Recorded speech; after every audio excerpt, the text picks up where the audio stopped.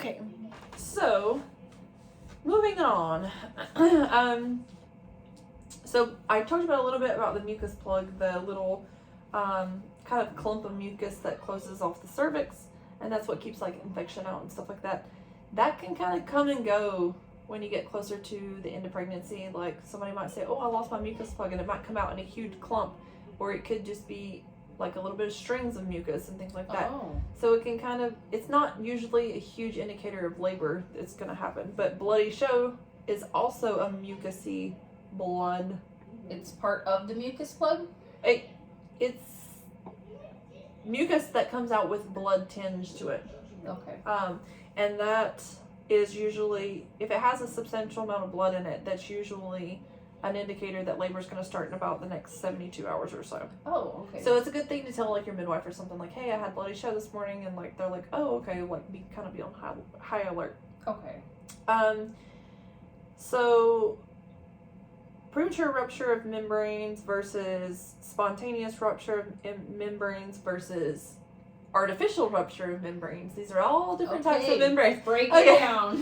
Well, literally, it's breaking the water. Like, how is it going to happen? Okay. So I feel like a lot of times in movies and things like that, it's always like this absolute dramatic scene of just gush. Yeah. That's not always the case. It could be the case, but it's not something that you really have to worry about.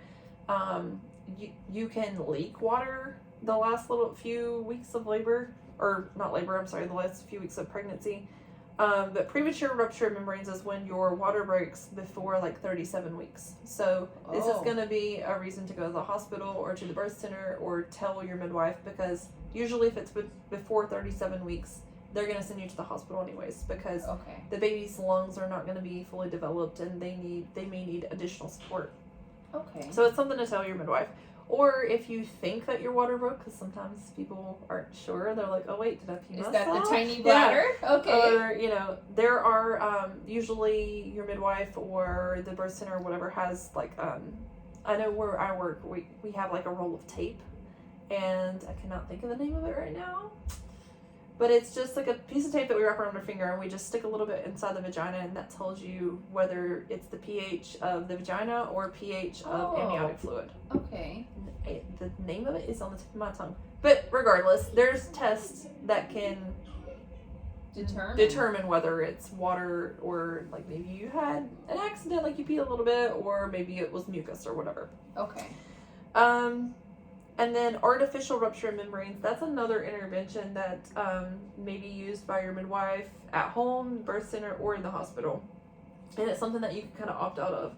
I have this paper that I can send home with you when you fill out your birth plan. It's a medications and interventions in birth like chart, and it tells you kind of like the name of the intervention, the benefit, the risks that could occur to you or the baby, and then alternatives.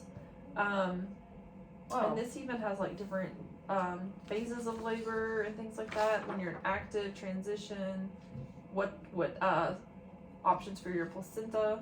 There's options for placenta. Okay.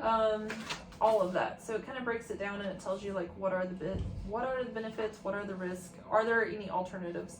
But artificial rupture of membranes, I wanted to kind of just go over like one of them. It's right here. The benefits is that it can speed up labor. So they might do it, like let's just get it out of the way and kind of get things moving. Or if the baby's head's floating a little bit because there's a lot of water in there. Sometimes they go in and they kind of nick the bag with like a little hook. It's called an amnio hook. That can bring the baby's head down to be engaged more to push on the cervix and get things going. Yeah, to kind of move things along. And then let's see, what are some other ones? It can help confirm the baby's position. So that's another thing that your midwife might do whenever they're doing a vaginal exam, is they stick their fingers in and they run it across the baby's head to feel for the fontanelles, the soft spots in the head. Oh, wow. And the suture lines, which is kind of like the lines in between those soft spots, and they can kind of see which position the baby's head's coming down into. Okay. So it can make it a little easier. And it can also tell you if there's meconium present. So if the baby poops inside, the same meconium, that's usually an indicator of stress on the baby. So like something's not progressing perfectly. So that could So- be dangerous. Could mean that something's going on and they might need to Okay. go a different direction with the plan.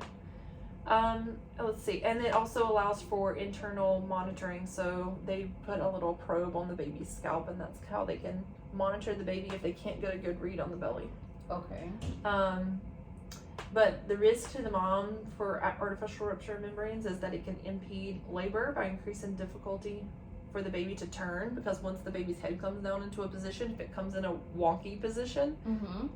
it could get kind of wedged there. Not necessarily saying that the baby can't move down, Right. but it can't move around like it was before. Okay. Let's see. There's usually, once the water's broken, usually at the hospital, or in any setting, but at the hospital they have a stricter time crunch, I guess. So they kind of put you on a clock, usually 24 hours after the water breaks, and they're like, you know, if they haven't progressed enough after that, then we might have to move into alternatives, such as like a cesarean section. Oh, okay. Let's see. Risk to the baby: infection, discomfort, decreased ability to change positions. The baby can't move around as easily. Cord compression is something that could happen. That's when the umbilical cord gets compressed up against something. And that would be important even in childbirth?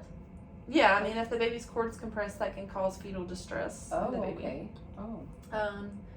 And then cord prolapse is a risk also. So the cord prolapse is whenever the cord comes through the cervix into the vagina, or maybe even out of the vagina. That can be a dangerous situation because the cord's not getting, there's not enough room for the Or cord, you know. flow? Right. So it could be Okay. compressed, and which could cause fetal distress. And that doesn't always mean a cesarean section, but usually they kind of have to push it back up in there. Oh, Usually, unless the okay. baby's coming out quicker. But that's all something that the doctor or the midwife will make that decision at the time.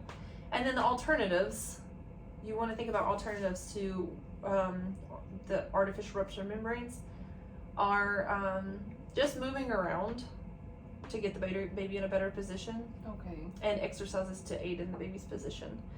So another thing, like with this paper, which I'll send with you, there's an acronym which I can write on there, BRAND, and that's a good thing to kind of go over with any intervention that you may be facing. And that stands for, the B stands for benefits, the R is for risk, the A is for alternatives, the N stands for nothing, and then the D stands for decision. Okay. So I heard this broke down the other day in a class, and I don't remember which one it was. But, you know, obviously you want to know what the benefits to an intervention are to see, is this something that you want to do? The risk, are there any risk if we decide to do this? Like if you do a vaginal exam, is there any risk to you or to the baby? Just any of the interventions. Right. Okay. Alternatives, is there something we can do different? You know, do we have to do That one thing. yeah, I mean, you know, is an epidural the only option for pain relief, or, you know, is hydrotherapy the only option? Okay. What's going to happen if we do nothing? So, like, if you're being approached and they're saying that you need to do an artificial rupture membranes, well, why do we need to do it? You know, like, what if we don't do anything? Okay. The water's going to break on its own eventually, right? Eventually. The baby may come out in the sac, but Yeah. usually the water usually breaks right when people are starting to push. And then decision, like we need time to make a decision. So if you're being faced with any of these situations, the thing I heard in class the other day, even if you're not religious, a good way to derail people and get them to lay off for a little while is say, I need to pray about it. Oh, okay. So, you know, if you're not just buys you some time. because people are like, okay, like I need to give them some time because they need to pray and about it. they would respect that. Yeah, and Okay. it's kind of like, even if you're not religious, it works for people either way. Right. Because you're like, okay, I need time to think about this. You're not just saying I need time. I need to pray about it. Yes. And that gets personal them kind time. of out of you, so you can think about it sometime. Okay, great suggestion. Okay, let's see. So, comfort measures in labor. We've talked a little bit about it. I'm gonna close this because it's kind of distracting. But we've talked a little bit about comfort measures, non-medical comfort measures, and then medical comfort measures. So we're gonna go over some of those. So non-medical comfort measures, one of the best ones I think is a doula. You would have to hire that person usually, but it's someone that just can help you get into all the positions that are going to make the most difference in your labor, take some of the pain off or the pain away, and like relax, keep you as relaxed as possible. That's kind of key in labor, is getting you relaxed enough to dilate and do all the work that needs to happen internally. But a doula can also be helpful for your partner. If they are doing some of the assisting, they can do counter pressure on your back or get you something to drink or whatever. I mean, it's just somebody that really helps you, like body, mind, spirit, through labor and kind of guide you through that process. But they would never deliver the baby. They don't do medical aspects. Okay. They only help you with the physical part or the support or the emotional part or that stuff. They've been proven to decrease the amount of cesarean sections needed.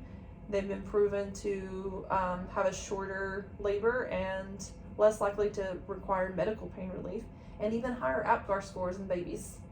And what's the APGAR score? The APGAR score is like how your provider is going to rate your baby on how alert they are, basically, when they're born. So are they breathing on their own? Right away, huh? Yes, they do it at 1 minute and 5 minutes. So are they breathing on their own? Is their tone good? Are they is their color good? Because sometimes babies come out and they're pink, purple, or blue, or white, like all different colors. Is their color good? Their tone? And I can't remember what. They listen to their lungs and things, right? Yeah, they listen to the heart rate and all of that. Okay. So they want to make sure their heart rate's more than 120. Oh gosh, really that's high. fast, huh? Okay. So in labor and right as a newborn, anything over 120 is normal. Okay. Well, I shouldn't say anything. About 120 to about 160 is the range that we're looking for. Okay. But anything a little less than there is a little low of a heart rate, and anything higher is a little bit high. And they're going to go off of a baseline. So any medical provider is going to do a baseline and be like, okay, what's this baby's normal heart rate? And they kind of, how many variants is it from that point? So, all right. Anyways, some other things to like comfort measures in labor is to have like a dim, quiet room and have candles, or if you use aromatherapy, have like a diffuser going or something like that. Using breathing techniques. There's some really good guided imagery and like guided, I think that's what it's called, right? Guided imagery that takes you through like videos on YouTube and stuff to kind of like keep you relaxed and calm. Breathing techniques is going to be something that you can learn in like a Lamaze class or something like that. But they have a ton of videos online too.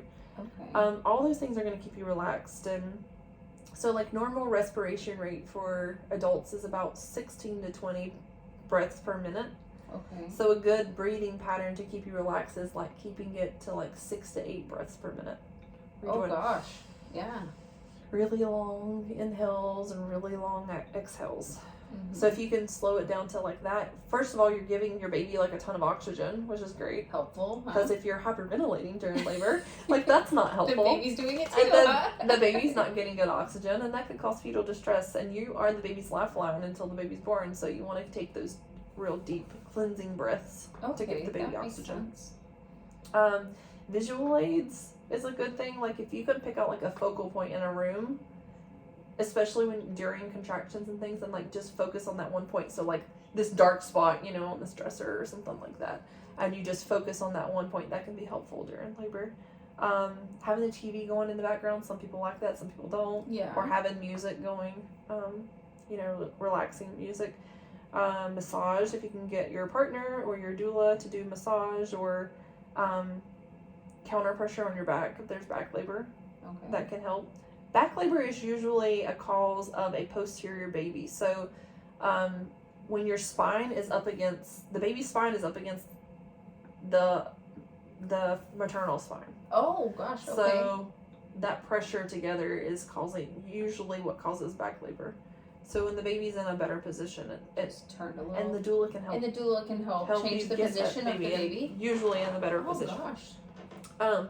The exercise ball that we talked about in the first class, and another tool called a peanut ball, which is also a form of the exercise ball that looks like a peanut. So it's got two big, like ball shapes, and then kind of goes down, and you can put that between your legs and things like that. Oh, okay. And that helps.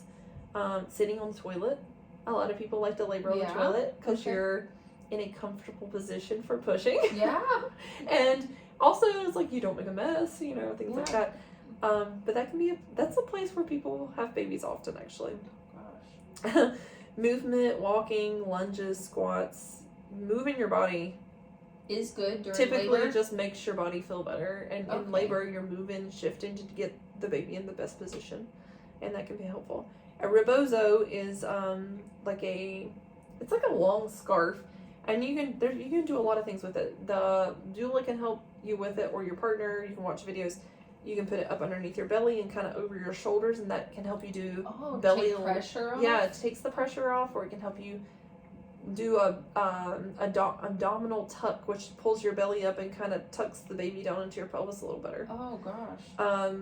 It can be used for other things. There's a video on YouTube, you'll have to watch it. It's called Shaking the Apples, and that's kind of where they drape it across your hips and they're shaking back and forth, and that's kind of gets the baby shimmied into a better spot. Acupuncture. There's pressure points. Certain pressure points. I'm trying to think of where. Like right in here. Oh gosh. There's several that you can look up also on YouTube and stuff. And then hypnobirthing and hydrotherapy. So water is a huge benefit. Takes all the pressure off of your body and your ligaments and joints. And generally when I don't feel well, I like to sit in the shower. Tub. So same thing, huh? And it kind of relaxes you. The warm water relaxes you, and then also the baby takes the weight off of you. Like if you can submerge yourself, just like when you get in the pool, you feel weightless. Okay. Helps you get into positions easier and all of that. So there's medical comforts also. There's risk and benefits to all those. You can do IV medication. One of the risks is that all opioids, which is what they're going to give you in an IV or what kind of, like it's some type of narcotic medication, those all can cross the placenta and they can affect the baby in some way. So not necessarily that it's going to hurt the baby, and they've been proven safe, but your baby may be sleepier or whatever it's born. But it will affect the baby. It could affect your baby. Okay. Because it can cross the placenta. It can cause fetal distress. Obviously, it requires an IV, so you're kind of locked to one area. Not necessarily always. They do, they can give you a pole, but typically, whenever you have an IV, it's a little bit more restraining. Okay. Going to the bathroom and things like that. For sure. It can limit your movement. So, an epidural is another option, and this is just going to be in the hospital. They don't provide those in birth centers. At least I've never heard of that being provided in a birth center, and obviously not at home either. That's going to impede your movement greatly, because typically it's from the waist down and you are pretty numb. And you lose movement. Yeah, so you're not going to be able to move your legs as much and things like that. So, let's see. That usually increases the need for an IV, because they're going to be giving you fluids, and then also the need for a catheter, because you kind of lose all function down there. Even your bladder. Yeah, so you may need a catheter at the same time. And usually the protocol is continuous monitoring if you have an epidural to make sure that the baby's okay. Side effects from that can be pretty severe, like nausea, vomiting, skin itching, and a lot of times like people get even in natural birth, people get like kind of jittery and shaky, all the flood of hormones, which we're going to talk about here in a little bit. But that can be caused from the epidural also. Just a second. Okay. Thought we had a visitor, but we don't. Okay. Did you have a question about that? Not epidural? yet. Okay. No, but there's so much information here. I'm glad for this. Yeah. So, hormones. There's like your body goes through like a flood of hormones during through the whole labor process? Yes. Okay. Well, through pregnancy in general, and then also during labor. Do you know any of them? Can you think of any of the hormones that might be released during progesterone? That's during pregnancy, yes. Okay, then nothing additional. Okay. Pregnancy, yeah, progesterone is what kind of keeps the baby, there and growing and everything. But during labor, there's a flood of hormones, and there's 6 main ones. So it's going to be oxytocin, catecholamines, which is epinephrine and norepinephrine. Have you ever heard of those? That. Okay, like adrenaline. Yeah. Prolactin, beta endorphins, and cortisol. Wow. So I'm sure you've probably heard of oxytocin, right? Yes. Okay. Yeah. So that's like the love Sounds happy. hormone. Yeah. It does. It Yeah. sounds happy. Let's see. So that's one of the hormones that floods during labor, and it peaks whenever you're pushing the baby out. Okay. And then it peaks again right after birth to contract your uterus. Okay, so this is a hormone I'm expressing. Yes. Okay. And Wow. then beta endorphins, those are nature's pain relief. So have you ever heard of anyone like having a runner's high? Yes. So that's beta endorphins. Okay. It activates your reward system for your brain. That peaks at birth, and it kind of starts to fade about 30 to 60 minutes after. So people sometimes say they have a birth high, like they were high after the birth. That's one of the things. That's a good thing, though. I mean, Yeah. So catecholamines is the epinephrine and norepinephrine. That's a hard word to say. Mm-hmm. Over and over. Yeah, those are the fight or flight hormones. Okay. So it gives you, can be a good thing and can be a bad thing. So they're going to be released during labor, like right before the baby's born, and it kind of gives you that last surge of energy to like really get the job done, push the baby out. Okay. But sometimes those are activated a little bit too early in labor, and that can cause problems and like slow down labor. Oh. So if you're stressed, at the beginning of your labor for some reason, it can stall labor. But they are a good thing at the end. And that's kind of also like usually after the baby's born, people are really shaky, and that's because of all those hormones flushing through. Oh. Prolactin is the breastfeeding hormone, and that's activated when the placenta detaches. And that's going to help get the milk to come in and things like that. And then cortisol is a stress hormone that's released, and the cortisol is released in the baby also, and that's what helps the baby prepare for its first breath. Oh, okay. Yeah, so, any interruption, they're like a perfect harmony that kind of like work together. But any interruption of those hormones can cause stress, and it can, all those floods of hormones, it decreases postpartum hemorrhage and promotes lactation and regulates the temperature. Okay. And it causes the baby to have that first breath. So and all it's good that. to let those all naturally It's occur. great, yeah. Without So intervention. If you do have some of those interventions, sometimes that can interfere with the cascade of hormones. All right. Let's see. So, support people during labor. We talked about it a little bit before. Like some hospitals are only allowing one person. Some of them are allowing two. Mm-hmm. Maybe not at the same time. Okay. You have all different kinds of rules right now. Yeah. So if you're wanting to hire a doula, you want to make sure that your doula is going to be able to actually attend, mm-hmm. and it's not going to be your husband or the doula. Okay. Obviously, you want to what a pinch. them there. Yeah. And even with birth centers, you want to make sure that your support people can be whoever you want and whenever you want, and if you want your children there, like, can they come and stuff like that. Okay. So now we're going to go over the stages and phases of labor, and sometimes these get confused and get all mixed up. The first stage of labor is going to be 1 to 10 centimeters. Okay. This is the first stage of labor, and sometimes they get talked about differently, so it'll be like the first phase.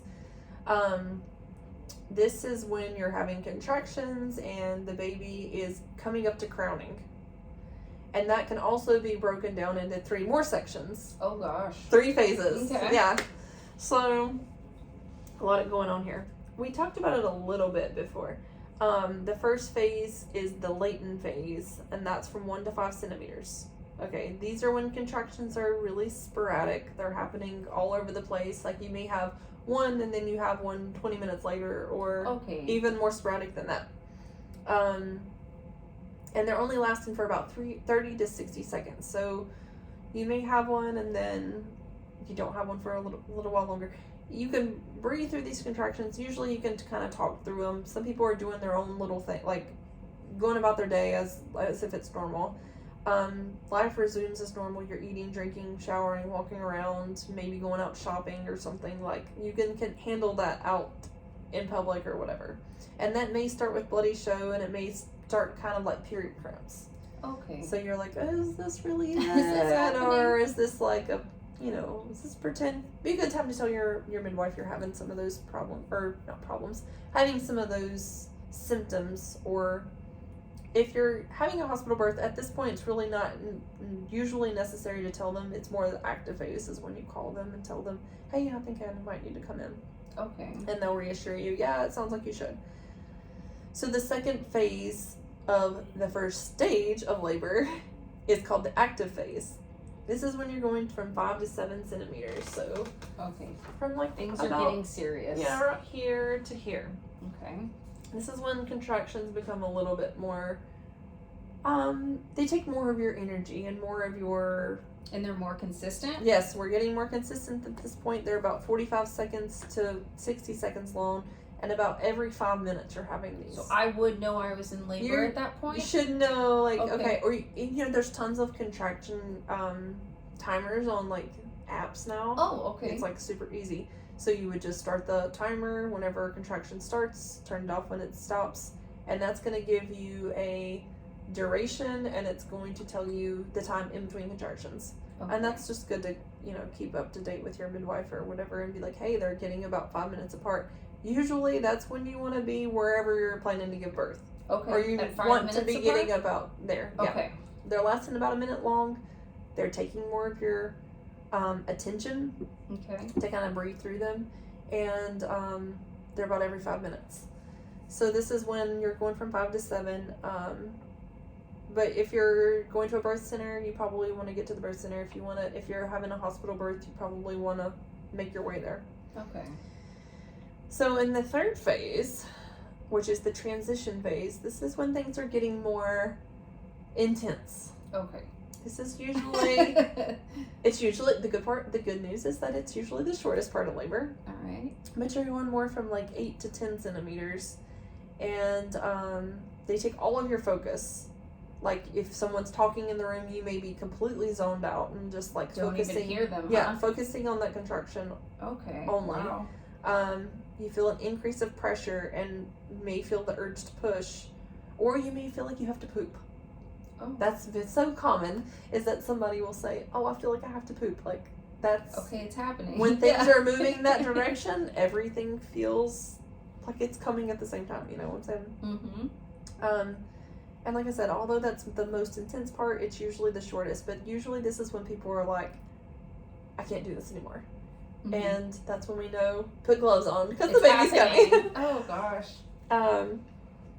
So pushing time for a first-time mom versus a second or third-time mom is going to be different, usually.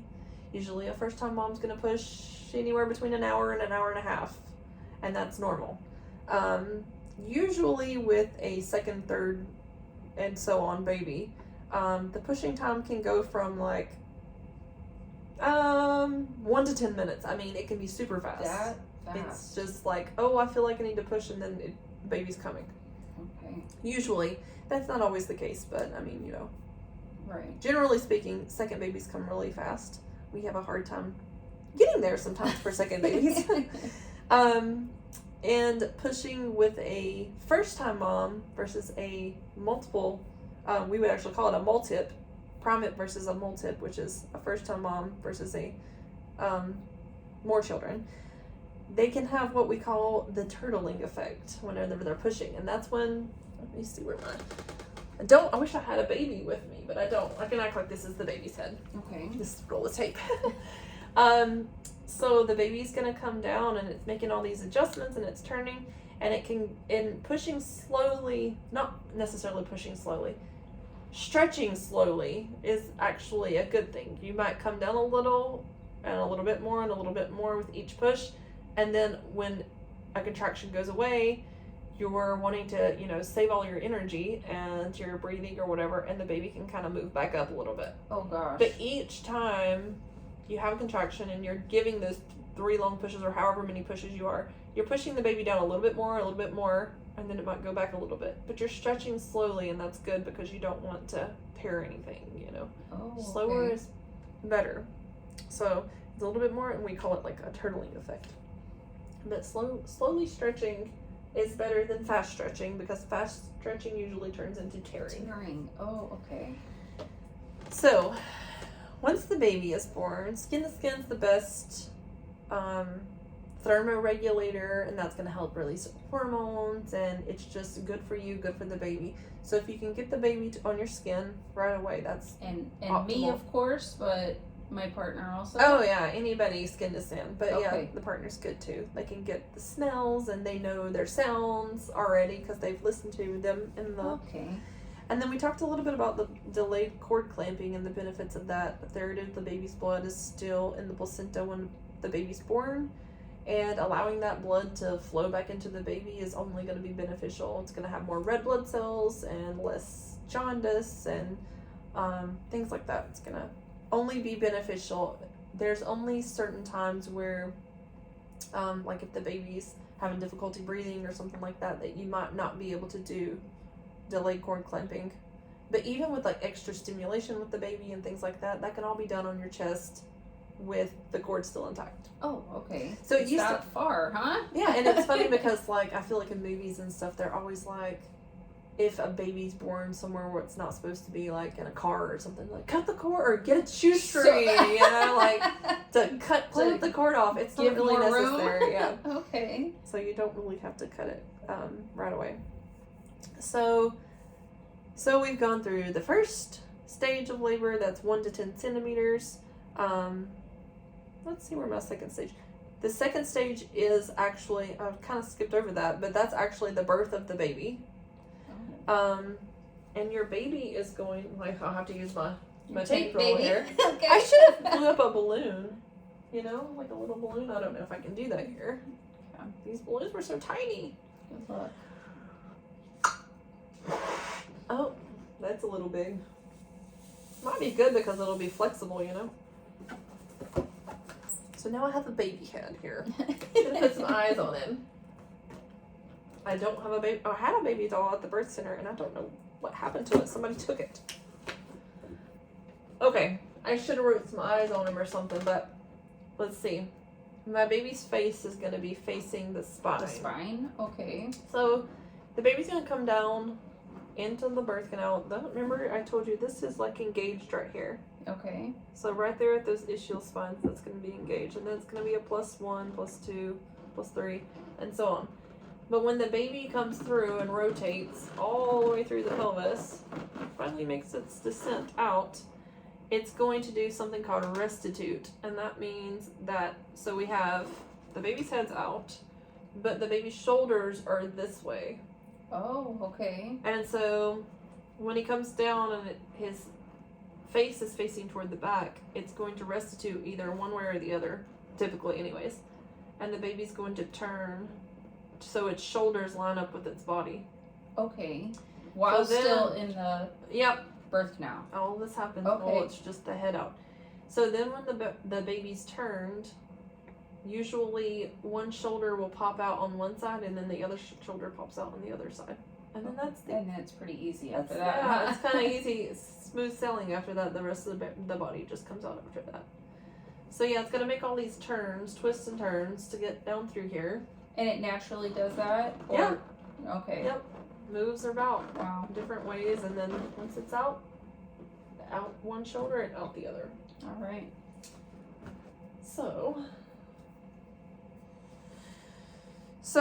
the third stage is the separation of the placenta and the delivery of the placenta. So the placenta is attached inside of me? Still attached inside of the uterus, and it's Okay. about the size of a dinner plate. Oh gosh. So you have to think about that after, where, you know, like later whenever you're in the postpartum period, you have a dinner plate size wound in your uterus that's got to heal. Oh, okay. So yes, your uterus is going to shrink down, so it's going to, the overall size is going to shrink down, but you still have a wound inside, and that's something that you don't want to get an infection or anything like that. You kind of need to be on pelvic rest for about 4 to 6 weeks.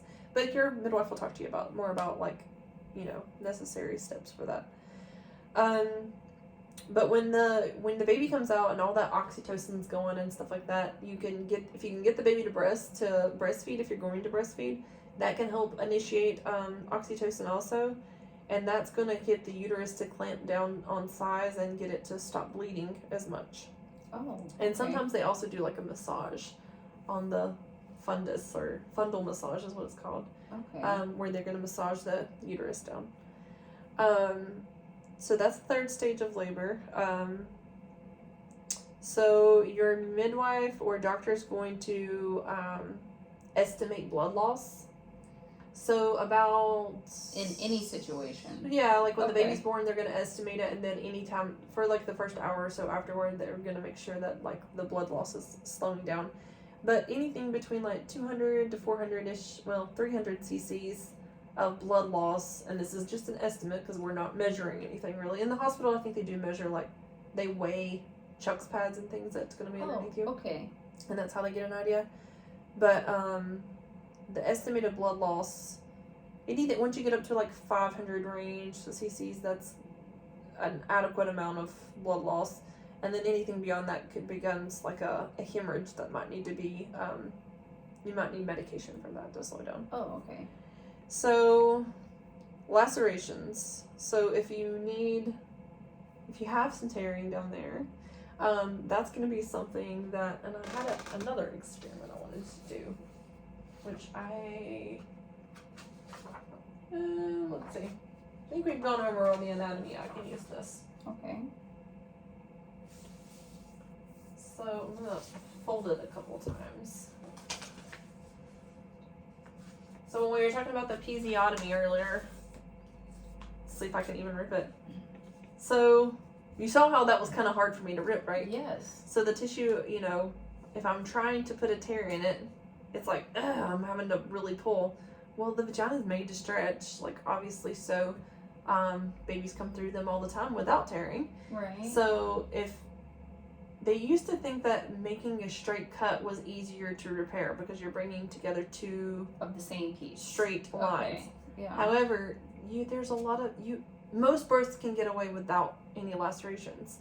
So it's also harder to tear if you haven't. It's harder to tear tissue that there's not a start to the cut. You know what I'm saying? Yes. So when they say it's already been episiotomy, there. it's much easier to tear than me trying to sit here and create a new one. I can't even do it right there. Okay. So it makes it much easier if there is a cut there for tissue to tear further. Okay. So the episiotomy can be detrimental to tissue. Okay. Let's see. But even if you're doing a home birth, if you're doing a birth center birth, the midwives there are going to have lidocaine to be able to properly numb you, and you won't feel any of the stitches or anything. You'll feel like some pressure if you need stitches, and they have all the equipment to do all that at the birth center, or they'll bring it to the home birth. So finally, the fourth stage of labor is what we like to call the golden hour, and that's just where all of the nurses are gone, or the midwife kind of leaves you alone for a little while, and you just bond with your baby, and you just have them skin to skin and initiate breastfeeding, or if you're going to use a bottle, initiate bottle feeding. But it's just a time to come down off that high and like experience all these hormones and things like that, and really bond with your baby and just be able to do the skin to skin. And we kind of, at the birth center that I work at, after we've assessed, we've done vitals and we've done the APGAR scores and we've listened to the baby and the baby's breathing well and all that, we kind of just leave the mom and the partner, if they're there or whatever, and the baby, and we just, after we've gotten them all cleaned up and things like that, like it takes us 10 minutes or so, and we kind of leave them alone for a little while and just kind of give them time to bond, and that's what the fourth stage of labor is. Oh gosh. So Sounds that's like just the something. best stage. Yeah. All right.